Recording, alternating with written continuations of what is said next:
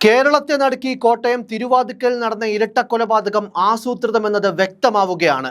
കോട്ടയത്തെ ഇന്ദ്രപ്രസ്ഥം ഓഡിറ്റോറിയത്തിന്റെ ഉടമകളാണ് കൊല്ലപ്പെട്ട വിജയകുമാറും ഭാര്യ മീരയും. ഇരുവരുടെയും തലയും മുഖവും തകർത്ത നിലയിലും മൃതദേഹങ്ങൾ ചോരയിൽ കുളിച്ച നിലയിലുമായിരുന്നു. വിജയകുമാറിനൊപ്പം മുൻപ് ജോലി ചെയ്തിരുന്ന അമിത് എന്ന അസം സ്വദേശിയെ പോലീസ് കൃത്യവുമായി ബന്ധപ്പെട്ട് കസ്റ്റഡിയിലെടുത്തതായി സൂചനയുണ്ടായിരുന്നു. എന്നാൽ ഈ വിവരം ഇതുവരെ കോട്ടയം SP-യോ അന്വേഷണ സംഘമോ സ്ഥിരീകരിച്ചിട്ടില്ല. ഇയാൾ മുൻപ് വിജയകുമാറിന്റെ വില കൂടിയ ഫോൺ മോഷ്ടിച്ചെന്നും ഇതിൽ നിന്ന് മറ്റു നമ്പറുകളിലേക്ക് ഏകദേശം 1 കോടിയോളം രൂപ അയച്ചെന്നുമുള്ള വിജയകുമാറിന്റെ തന്നെ പരാതിയിൽ ഇയാളെ പോലീസ് അറസ്റ്റ് ചെയ്തിരുന്നു. അതേ കേസിൽ അസം സ്വദേശിയായ ഈ വ്യക്തി നിലവിൽ ജാമ്യത്തിൽ പുറത്തിറങ്ങിയെന്നും കണ്ടെത്തിയിരുന്നു. ഇത്തരം വസ്തുതകളാണ് നിലവിൽ ഇയാളെ സംശയനിഴലിൽ നിർത്തുന്നത്. അക്രമത്തിനായി ഉപയോഗിച്ച കോടാലി വീടിന്റെ പരിസരത്ത് നിന്ന് കണ്ടെത്തിയിരുന്നു. കൂടാതെ വാതിൽ തകർക്കുവാനായി പ്രതി കൊണ്ടുവന്ന അമ്മിക്കല്ലും കണ്ടെത്തി കഴിഞ്ഞു. വീട്ടിനുള്ളിലും പരിസരങ്ങളിലും CCTV സംവിധാനങ്ങൾ ഉണ്ടെങ്കിലും ഇതിന്റെ ഹാർഡ് ഡിസ്കുകൾ കണ്ടെത്താൻ പോലീസിന് കഴിഞ്ഞിട്ടില്ല. ഇതും പ്രതികൾ തന്നെ മാറ്റിയിരിക്കാമെന്നാണ് പോലീസ് കരുതുന്നത്. അതേസമയം സംഭവത്തിൽ മോഷണ ശ്രമം നടന്നിട്ടില്ലെന്നാണ് പോലീസിന്റെ പ്രാഥമിക നിഗമനം. വീടിനുള്ളിൽ മോഷണം നടന്നതിന്റെ യാതൊരു സൂചനയുമില്ല. അലമാരയോ ഷെൽഫുകളോ കുത്തി തുറന്നിട്ടില്ല. പ്രതിയെ ഉടൻ പിടികൂടുമെന്നും ഒരാൾ മാത്രമാണ് പ്രതിയെന്നുമാണ് പ്രാഥമിക നിഗമനമെന്നും പോലീസ് വ്യക്തമാക്കി. ദമ്പതികളെ കൊലപ്പെടുത്താൻ ഉപയോഗിച്ച കോടാലിയും വിജയകുമാറിന്റെ വീട്ടിൽ നിന്ന് തന്നെയാണ് എടുത്തിട്ടുള്ളത്. അതേസമയം വിജയകുമാറിന്റെയും മീരയുടെയും മകനായ ഗൗതമിന്റെ മരണവുമായി ഈ കൊലപാതകത്തിന് ബന്ധം ഉള്ളതായി സ്ഥിരീകരണമില്ലെന്നും പോലീസ് അറിയിക്കുന്നു. മുഖത്ത് ആയുധം ഉപയോഗിച്ചുള്ള മുറിവുകൾ ഉണ്ടെന്നും പോലീസ് പറയുന്നു. ഇവരുടെ മകനായ ഗൗതം 2018 ദുരൂഹ സാഹചര്യത്തിൽ മരിച്ചിരുന്നു. CBI അന്വേഷണം ആവശ്യപ്പെട്ട് കുടുംബം ഹർജി നൽകിയിരുന്നു. ഹൈക്കോടതി അന്വേഷണത്തിന് ഉത്തരവിടുകയും CBI FIR ഇടുകയും ചെയ്തു. മാർച്ച് 21-നാണ് FIR ഇട്ടത്. ഇതിന് കൃത്യം 1 മാസം തികയുമ്പോഴാണ് വിജയകുമാറിന്റെയും ഭാര്യയുടെയും മരണമെന്നതും എടുത്തു പറയണം. തീർത്തും ആസൂത്രിതമായാണ് കാര്യങ്ങളെല്ലാം കൊലപാതകികൾ നീക്കിയത്. ഭാര്യയെയും ഭർത്താവിനെയും കൊന്നതിനാൽ ഒന്നിലേറെ പേർ സംഘത്തിലുണ്ടാകാനും സാധ്യതയുണ്ട്. പക്ഷേ നിലവിൽ പോലീസ് ഒരു പ്രതിയെന്നുള്ള സാധ്യതയിൽ തന്നെയാണ് മുന്നോട്ട് പോകുന്നത്. വിജയകുമാറിന്റെ മൃതദേഹം സ്വീകരണ മുറിയുടെ വാതിലിനോട് ചേർന്ന നിലയിലാണ് കണ്ടെത്തിയത്. മീരയുടേത് അടുക്കള വാതിലിനോട് ചേർന്ന നിലയിലും. കോടാലി ഉപയോഗിച്ചാണ് ഇരുവരെയും വെട്ടിയിരിക്കുന്നത്. മുഖം വികൃതമാക്കിയ നിലയിലായിരുന്നു. 2 മൃതദേഹത്തിലും വസ്ത്രങ്ങളും ഉണ്ടായിരുന്നില്ല. എന്നാൽ മോഷണ ശ്രമം നടന്നിട്ടില്ലെന്നും പോലീസ് പറയുന്നു.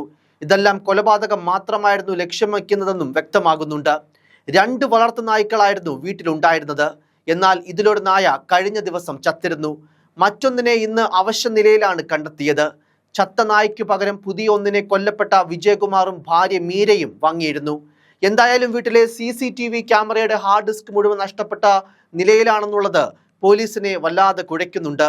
അല്ലാത്ത പക്ഷം ഈ കൊലപാതകത്തിന്റെ നിർണായക വിവരങ്ങൾ ദൃശ്യങ്ങളുമെല്ലാം ഇതിനോടകം തന്നെ കണ്ടെത്തുവാൻ കഴിഞ്ഞേനെ. ഇന്ന് രാവിലെ 8 മണിയോടെ വീട്ടുജോലിക്കാരിയാണ് വ്യവസായിയായ വിജയകുമാറിനെയും മീരയെയും കൊല്ലപ്പെട്ട നിലയിൽ കണ്ടെത്തിയത്. ജോലിക്കാരി എത്തിയപ്പോൾ വീടിന്റെ മുൻവാതിൽ തുറന്നിട്ട നിലയിലായിരുന്നു. ഫോൺ വിളിച്ചപ്പോൾ ഇരുവരും എടുത്തില്ല. തുടർന്ന് ജോലിക്കാരി വീടിനുള്ളിൽ കയറി നോക്കിയപ്പോഴാണ് ഇരുവരെയും രക്തം വാർന്ന നിലയിൽ കണ്ടെത്തിയത്. ഉടൻ തന്നെ നാട്ടുകാരെ വിവരം അറിയിക്കുകയായിരുന്നു. നാട്ടുകാർ പോലീസിനെയും വിവരം അറിയിച്ചു. പോലീസ് എത്തിയാണ് കൊലപാതകമാണെന്ന് സ്ഥിരീകരിച്ചത്. സംഭവത്തിൽ മുൻ ജീവനക്കാരനും അസം സ്വദേശിയായ അമിത്തിന് ഏതെങ്കിലും വിധത്തിൽ പങ്കുണ്ടോ എന്നതിൽ പോലീസിന് ഇപ്പോഴും സംശയമുണ്ട്. ഇന്ദ്രപ്രസ്ഥ എന്ന വിജയകുമാറിന്റെ സ്ഥാപനത്തിലെ ജീവനക്കാരനായിരുന്നു അമിത്. ഇതിനിടെ തിരുവാതുക്കലിലെ വീട്ടിലെ സ്ഥിരം വാച്ചർ അവധിയെടുത്തു. ഈ സമയത്താണ് അമിത് വീട്ടിലെത്തിയത്. 1 മാസം ജോലി ചെയ്ത ശേഷം ഭാര്യയെയും ഇവിടേക്ക് കൊണ്ടുവന്നു. അത് കഴിഞ്ഞ് 15 ദിവസം കഴിഞ്ഞ് സ്ഥലം വിട്ടു. പിന്നീട് ഈ വീട്ടിലേക്ക് ആരോ മതിൽ ചാടി കടന്നു. CCTV-യിൽ ഇത് തെളിഞ്ഞു. അമിതാണിതെന്നും ബോധ്യപ്പെട്ടു. അതിനുശേഷമാണ് വീട്ടിൽ നിന്നും മൊബൈൽ മോഷണം പോയത്. CCTV പരിശോധനയിൽ ഇതും അമിതാണ് ചെയ്തതെന്ന് തെളിഞ്ഞു. ഇതോടെയാണ് പോലീസിൽ വിജയകുമാർ പരാതി നൽകിയത്. അസമിലെത്തിയാണ് അന്ന് ഭാര്യയെയും ഭർത്താവിനെയും പോലീസ് അറസ്റ്റ് ചെയ്തതും. ഇതിന്റെ പക അമിത്തിന്റെ ഉള്ളിലുണ്ടായിരുന്നു എന്നുള്ള കാര്യവും ഏകദേശം വ്യക്തമാണ്. എന്തായാലും ഇത് വിജയകുമാറിന്റെയും മീരയുടെയും ജീവനൊടുക്കലിന് കാരണമായോ അല്ലെങ്കിൽ അത്തരത്തിലൊരു കൊലപാതകത്തിലേക്ക് അമിത്തിനെ നയിച്ചോ എന്നുള്ള കാര്യങ്ങളൊക്കെ പോലീസ് അന്വേഷിക്കുന്നുണ്ട്. ഇയാൾ കുറച്ചു നാളുകൾക്ക് മുൻപ് വീട്ടിലെത്തി പ്രശ്നങ്ങൾ സൃഷ്ടിച്ചിരുന്നുവെന്ന് അയൽക്കാരും പറയുന്നു. എന്നാൽ കോട്ടയത്തെ SP ഷാഹുൽ ഹമീദിന്റെ വാക്കുകളിൽ ഒരു പ്രൊഫഷണൽ കൊലപാതക സാധ്യതയും തെളിയുന്നുണ്ട്. വീടിന്റെ ചുവരിൽ അമിത്, രാജേഷ്, ഹാദിയ, ആദിയ എന്നെല്ലാം എഴുതി വെച്ചിട്ടുണ്ട്. ഇതെല്ലാം ഒരു പക്ഷേ അസം സ്വദേശിയിലേക്ക് അന്വേഷണം എത്തിക്കാനുള്ള തന്ത്രമാണോ എന്നുള്ള കാര്യങ്ങളും സംശയിക്കുന്നു. അതോ അസം സ്വദേശിക്കുള്ള പക മനസ്സിലാക്കി മറ്റാരോ ഇയാളെ ഉപേക്ഷിച്ചതാണോ എന്നുള്ള കാര്യവും കണ്ടെത്തേണ്ടതുണ്ട്. എന്തായാലും വലിയ ദുരൂഹത ഈ ഒരു കേസിൽ അവശേഷിക്കുന്നുണ്ട്. ചുവരിൽ പേരുകൾ എഴുതി വെച്ചത് അന്വേഷണം വഴിതിരിച്ചുവിടാനുമാകാം. ഇതെല്ലാം വിശദമായ അന്വേഷണത്തിലൂടെ മാത്രമേ തെളിയൂ. എന്തായാലും അമിത്തിന് അടങ്ങാത്ത പക വിജയകുമാറിനോട് ഉണ്ട് എന്നുള്ള കാര്യം തന്നെയാണ് കരുതുന്നത്.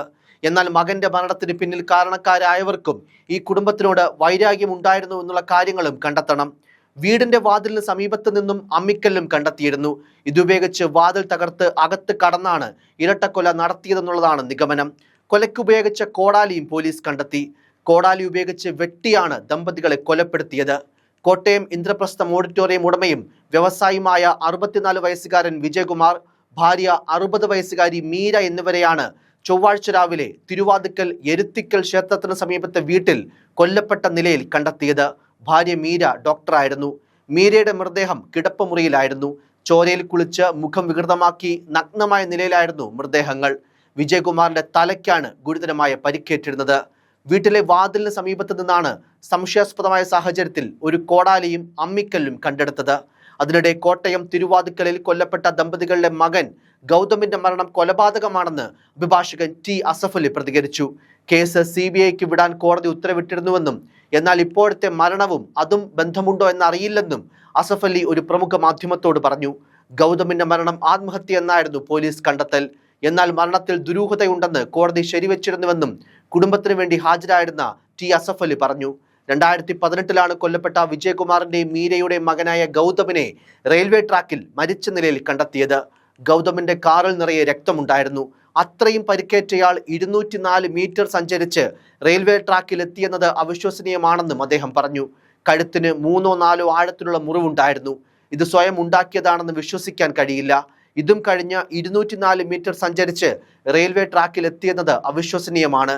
ഇതൊരു ആത്മഹത്യയല്ല, കൊലപാതകമാണ് എന്ന് കണ്ടെത്തിയതിന്റെ അടിസ്ഥാനത്തിലാണ് കേസ് CBIക്ക് വിട്ടതെന്നും അഡ്വക്കേറ്റ് അസഫലി പറയുന്നു. ഇന്ദ്രപ്രസ്ഥ എന്ന ഓഡിറ്റോറിയത്തിന് പുറമെ മറ്റു ചില ബിസിനസ് സ്ഥാപനങ്ങളും വിജയകുമാറിന്റെ പേരിലുണ്ട്. വീട്ടിൽ വിജയകുമാറും ഭാര്യയും മാത്രമായിരുന്നു താമസം. എന്തായാലും ഈ ഒരു സംഭവത്തിൽ എത്രയും പെട്ടെന്ന് തന്നെ പ്രതിയെ പിടികൂടാനാകുമെന്നുള്ള ആത്മവിശ്വാസമാണ് കോട്ടയം SP ഷാഹുൽ ഹമീദ് ഉൾപ്പെടെയുള്ള അന്വേഷണ സംഘം വ്യക്തമാക്കുന്നത്. News desk, focus news TV.